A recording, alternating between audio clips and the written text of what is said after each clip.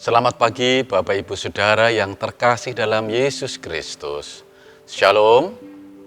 Renungan pagi ini kita akan mengambil nats dari 1 Timotius 6 ayat 13 sampai dengan 16 yang berbunyi demikian. Di hadapan Allah yang memberikan hidup kepada segala sesuatu dan di hadapan Kristus Yesus yang telah mengikrarkan ikrar yang benar itu juga di muka Pontius Pilatus, kuserahkan kepadamu.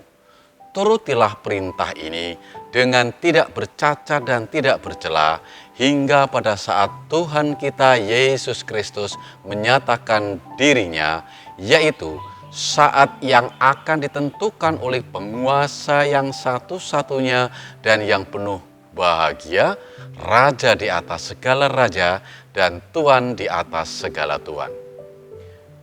Dialah satu-satunya yang tidak takluk kepada maut, bersemayam dalam terang yang tak terhampiri.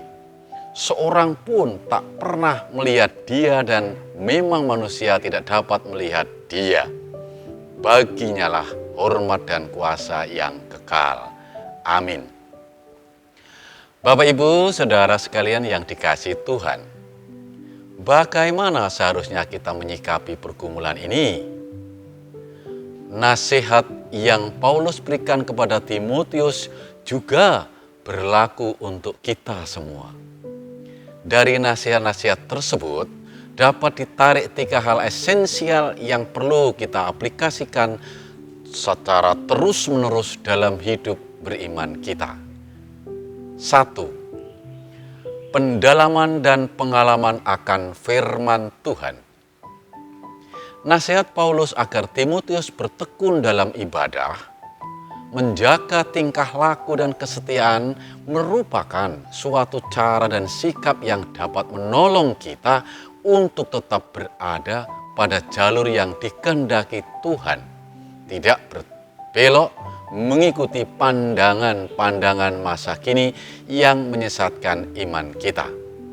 Hanya dengan cara mengabarkan diri, mengakrabkan diri dengan firman Tuhan sajalah kita bisa memiliki pedoman yang kuat untuk menghadapi dunia dan dengan mengamalkannya dalam kehidupan sehari-hari kita bisa menjadi lebih baik. 2. Menjaga hidup persekutuan.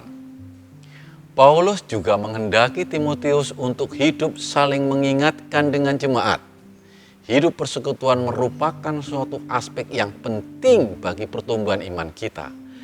Dengan saling mengingatkan antara kita dan saudara-saudara sepersekutuan kita dapat mencegah diri kita sendiri dan saudara-saudara kita terjerumus ke dalam pelbagai cobaan dan tindakan-tindakan yang sesat. Kita ada di dunia ini bukan hanya untuk diri kita sendiri, tetapi ada pula sesama dan saudara yang Tuhan hadirkan dalam kehidupan kita agar kita dapat saling membina dan membangun iman kepadanya. Oleh karena itu, sudah menjadi tanggung jawab kita agar menjaga persekutuan kita agar tetap berada dan berjalan pada jalur yang dikehendaki Allah seturut dengan firman-Nya. Yang ketiga, setiap diri kita telah dianugerahkan berbagai talenta dan karunia. Semua keahlian dan kapasitas kita merupakan titipan dari Tuhan yang harus kita gunakan demi kemuliaan nama-Nya. Mungkin banyak di antara kita yang merasa tidak bisa berbuat apa-apa. Namun bila kita telusuri lebih jauh dalam diri kita, pasti ada sesuatu dalam diri kita yang bisa kita gunakan untuk kemuliaan nama Allah. Bahkan dengan menjaga tingkah laku kita sehari-hari, kita bisa bersaksi bahwa kita adalah milik kepunyaan Allah. Demikianlah Bapak Ibu Saudara sekalian yang dikasihi Tuhan. Semoga kita akan selalu menuruti akan perintah-Nya dengan tidak bercacat dan bercela.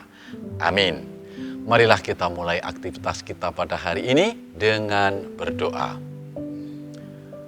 Tuhan Allah yang bertahta di dalam kerajaan surga, terima kasih ya Bapa akan segala karunia yang Engkau limpahkan kepada kami. Semoga firman yang kami dengar pagi ini dapat kami lakukan untuk memperbaiki kualitas iman dan kehidupan kami.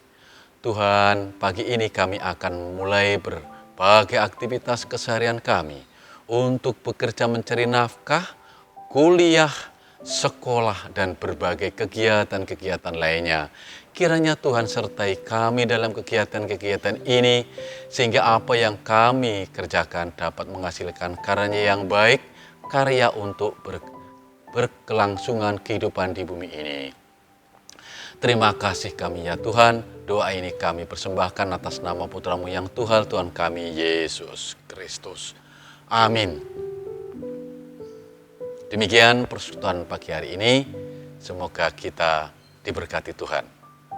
Amin.